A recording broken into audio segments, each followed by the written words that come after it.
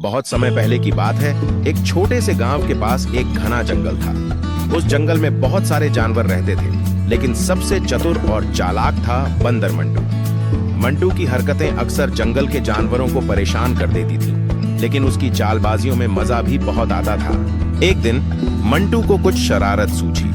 उसने सोचा कि क्यों ना एक मजेदार खेल खेला जाए। उसने अपने दोस्त खरगोश बंटी, हाथी गज्जू और तोता मिन्नी को बुलाया।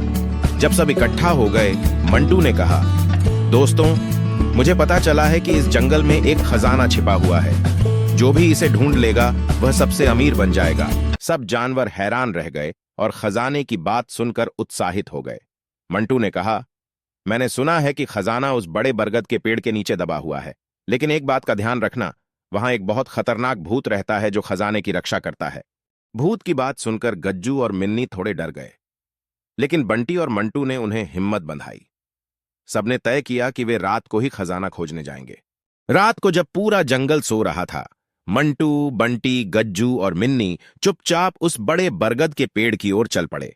जैसे ही वे पेड़ के पास पहुंचे, मंटू ने एक डरावनी आवाज निकाली, कौन है तुम लोग? यहां से भाग जाओ, वरना मैं तुम्हें खा जाऊंगा। गज्जू और मिन्नी डर के मारे कांपने लगे, लेकिन बंटी को कुछ शक हुआ।